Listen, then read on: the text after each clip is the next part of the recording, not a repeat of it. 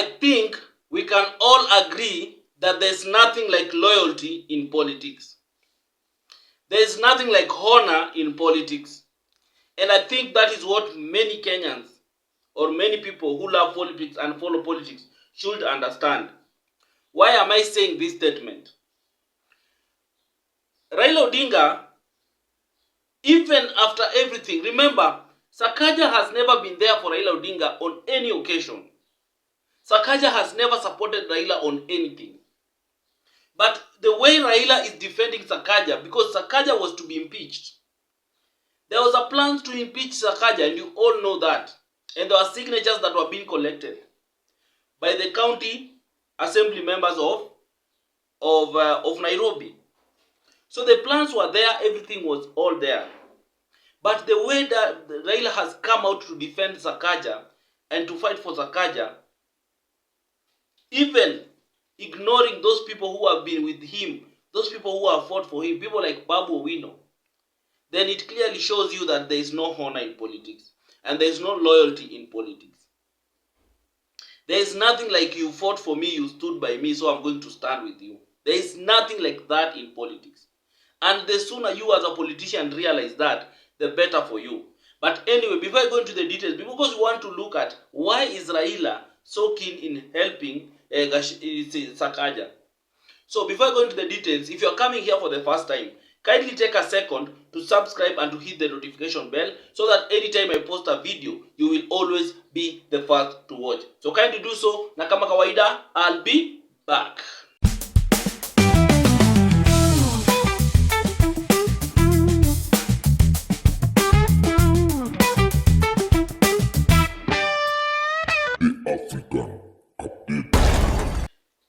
Thank you for everyone who has subscribed, and for the return subscribers, I really appreciate you guys.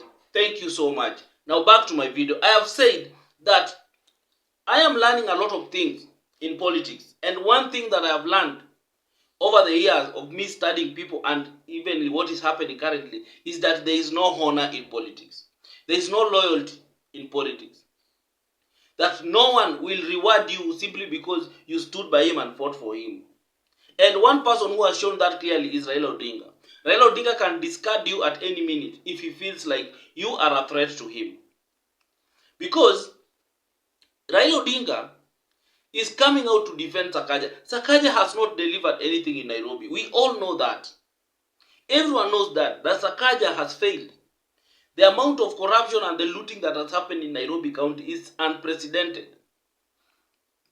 But look at how Raila Odinga is willing to go any extent to support or to support Sakaja for him not to be impeached. Look at the effort, look at the sacrifice he's making. So I just wanted to show you these videos, and then I'll come back, we'll give a deeper analysis into this. So see this video. Ukia siasa za uongozi ni kwamba Rais William Ruto na kinara wa ODM Raila Odinga wamefanya mkutano na wawakilishi wadi wa kaunti ya Nairobi kujaribu kutafuta mwafaka kati ya gavana Johnson Sakaja na wawakilishi wadi. Kwenye mkutano huo, Sakaja ameahidi kuwashirikisha wawakilishi wadi kwenye mipango yote. Kumekuwa na mpango wa kuwasilisha mswada wa kumtimua Sakaja kwa madai ya kuwatenga wawakilishi wadi kwenye miradi ya maendeleo. Na kama anavyoarifu mwanahabari wetu Steven Leto, Ruto na Raila wamempa Sakaja siku 60 kutatua mzozo uliopo. Kuondolewa ofisini kwa gavana wa Nairobi Johnson Sakaja kumetibuka baada ya wiki moja ya pilika za kukusanya sahihi za wawakilishi wadi wa Nairobi ili kuandaa mswada wa kumtema Sakaja kutoka City Hall. Mapema asubuhi, kinara wa ODM Raila Odinga na gavana Sakaja walifanya kikao na wawakilishi wadi wa muungano wa Azimio kutafuta mwafaka wa kufanya kazi kwa ushirikiano wa karibu. Mkutano huo ukiafikia kusitisha mswada wa kumuondoa Sakaja ofisini na badala yake kushirikiana na gavana kutoa huduma kwa wakazi wa Nairobi. Thank you guys, you have seen the video and you can clearly see Sakaja was to be impeached. And for me, I support the impeachment of Gachagua because, let's speak the truth, Sakaja has failed terribly in Nairobi. He has failed terribly. Because the only thing I've seen is teaching a county. That is the only thing. Everything else has been terrible.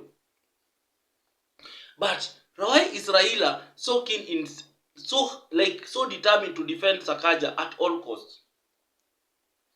Rumors are saying that there's some bahasha inatembea chini ya maji. In politics, you cannot rule out anything. Because no one supports you for free. That is very true. No one supports you for free. So wakisema there's some things zinatembea chini ya maji, best believe that it is happening. There's nothing for free in politics. No one gives you anything without expecting something. So why is Raila so keen in defending Sakaja? Raila has also his fears, because if there's something that he has been given, if the allegations are true that there's something he's been given chini ya maji, then the impeachment of Sakaja is going to reveal all these things open. So he'd rather rush and make sure that this impeachment doesn't go even to the Senate, because he will be exposed. He might end up also being exposed. And that is what Raila wouldn't want. Because people like Sakaja can decide, if I'm going down, then I'm going to go down with everyone that has benefited from my reign as the governor of Nairobi. So that is number one. That is what I strongly feel, that Raila Odinga is defending Sakaja that much. Another thing is maybe what he's getting from Sakaja, because I've told you that people don't support you. Someone like Raila cannot support you for free. Unless you're naive, unless you're just naive, or you're just literally stupid to believe that Raila can support someone for free, especially someone at the level of Sakaja for free, unless you're very, very stupid. I'm sorry to use that word. There has to be something Raila is getting done. So for Raila not to prevent what he's getting out of it, he has to make sure he defends Sakaja at all costs. And another thing, maybe the plans that they have with Sakaja, because maybe he has plan of being with Sakaja past 2027. Because you remember, at one point he said that he's going to support Sakaja for 2027 to retain his governor seat. And he also said that Sakaja is going to run on ODM, because Sakaja even said it. There was a time he went out and Sakaja alikuwa ameonekana amevaa nguo za attires za ODM. So there has been some rumors that if Sakaja wants to run will retain his seat under ODM in 2027. Now let's come to the people that Raila feels like Raila had betrayed. And one of them is Babu Owino. Actually, one of the new candidates is Babu Owino. Babu Owino has been a Raila loyalist. Babu Owino has been a Raila loyalist for the longest time. He has defended Raila, he has been on the street, he has put his life on the line for Raila Odinga. But Raila Odinga doesn't even want to talk about him anymore. He doesn't even mention him anywhere. He doesn't even call him. He doesn't even say anything about him. Raila Odinga doesn't support Babu Owino, and he doesn't want Babu Owino anywhere close to him. And I think it is high time, and I always told Babu Owino, it is high time you realize this. By going around and calling Raila Siju Baba, calling Raila Siju your father, forget about those things. Raila has chosen war with you. Go to war with Raila Odinga. Go to war with Raila Odinga. Do not be there at looking all listening and Tony Baba. He is not your biological father, so you don't owe him anything. And then another thing, Babu Owino should understand that you built yourself. Raila did not build you, and that is one mistake that Babu Owino is being fed kwa akili yake na watu and is forgetting. Raila Odinga never built Babu Owino. Let's be clear on that. I get so annoyed when I hear such statement. People say that Babu, where did Raila Odinga build Babu? Babu literally just ran on ODM ticket. This is a man who started building his politics from the days in the university. This is someone who was already popular in the university before even he left the university and went to run for the Embakasi seat. So Babu Owino, it is high time you choose to either go head on with Raila Odinga and risk whatever it will come out of it, let it come out of it. Or you stay the loyalist to Raila Odinga, and Raila Odinga will finish you, because Raila Odinga knows people who are threat to him. Raila Odinga knows people who are threat to him. Raila Odinga and Babu Owino and Edwin Sifuna, it is high time you people decide to cut ties and go hit hard with Raila Odinga. Go hard with him. Make sure you start being aggressive in terms of pushing yourself. Because Raila does not ignore people who are not a threat to him. If you are not a threat to Raila Odinga, then you have no problem. He has no business even fighting you. In fact, he will keep you close. That's why you see the likes of Akina Junet are close. All these other likes of people are very, very close to him. Because they are not a threat to him.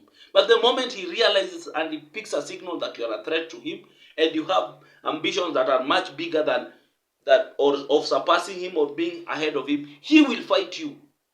And it has been proven time without number. The evidences are always there. One of the person who was really fought, because the man had great ambitions of being bigger than Raila Odinga, was William Ruto. William Ruto was in ODM. He was a strong candidate. He was not a strong candidate. He was a strong person. He was somebody who was, until Raila realized this person is a threat to me, and he started sabotaging him. And that is what they do. Until William Ruto had to leave ODM. But that has not prevented our president from being the president. So, Babu Wino, it is high time you bolt. Hii mambo ingine tunataka kuonekana ni mzuri. Bolt, because this man will not support you for 2027. And if you don't start forming your party and popularizing it and making sure you consolidate the youth behind you. Because your strength, your biggest strength right now, your biggest strength is the young people. Is the young people.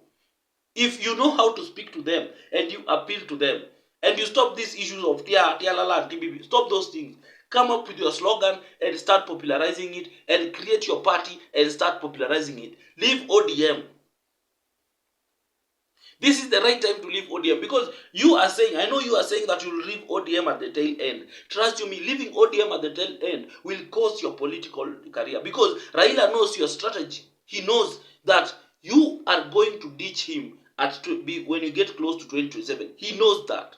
So he must make sure that he destroys you, or he makes you that feel like he dilutes your power or your influence by the time we get to 2027. And that is what he's doing seriously, categorically right now. That is what he's doing strategically. That is why he's going to places whereby he feels like these are places that Babu Wino wants to fit in. And that is where he feels, and he picks fight with you. He confronts you, he wants to annoy you. And since you've come out publicly and say, oh, I cannot call Baba out, Sijui Nini is like my father, is like Nini, my political, forget all those things. In politics, there is no honor. In politics, people don't reason like that. There's no morality. You'd rather go for it hard. William Ruto went for it. He went against it, despite Raila building him and making him be the Rift Valley kingpin and everything. He went against Raila Odinga. He used to attack Raila Odinga, call Raila Odinga names and everything, until he became the president. Then Raila now started coming to the table and saying, now calling him. You remember how many times Raila said he will never call William Ruto His Excellency. He'll never call Uhuru Kenyatta Sijui the president. He'll never consider. But he has dined and called with them and called them His Excellencies. He has called him the president. So you must understand that for you to fight, for you to get what you want and where you're going, you must know when it is time to leave. You must know when it is time to leave your comfort zone. It is time to leave. You must study people and start to leave. And start looking at areas whereby this person, because right now, as it stands right now, ODM is being seen as a party that has never been standing for people. It's a party that is just there, that wants to eat and to do all these things. You can use it to your advantage. But I'm sorry, and as it's always said, Babu Wino, I don't know if he listens, I don't know if these things reach him, but for me, I know very well that if he continues staying in ODM, living at the last minute the way politicians do, it will be very detrimental to him. Because right now, these young people that now love Babu Wino, they are still being radicalized into groups, into tribes, and it is happening. The tribal narrative is being sold down here faster than anything else. So if Babu Wino still banks on these young people, that I have young people besides me, they will support me. By 2027, these young people watakuwa washaingia kwa tribes. Watakuwa washaingia, Wakikuyu watakuwa wameingia kwa Kikuyu hawa, Wajaluo kwa nini hawa, Luhya kwa nini hawa. So forget that. If that will be too late for you to even form a party and to popularize it and people to listen, this is the time. This is the time to form something and popularize it. Even this alliance that is being formed by Klasifuna, leave that alliance. That alliance is going nowhere. Leave that alliance. And stick to your cause. Build your fight. You'd rather form an alliance towards the tail end of things, but not now. Now it's everyone to popularize himself and to popularize whichever party. Even Edwin Sifuna and Wamushomba and Caleb Amisi. This is not time for alliance. Leave the alliance, they are not important. Kila mtu ajisukume kivyake. Anyway guys, what do you think about what I've said and this saving of Gachagua, Sifuna and saving of Sakaja and all these things? Share it in the comment section, but above it all, remain respectful. That is what I always say. Always remain respectful. Do not insult any leader, just share your opinion openly and how you feel. So thank you. Until next time. Bye-bye. And if you want to support me, my number is always there. You can send me something. I really appreciate you. Thank you. Till next time. Africa.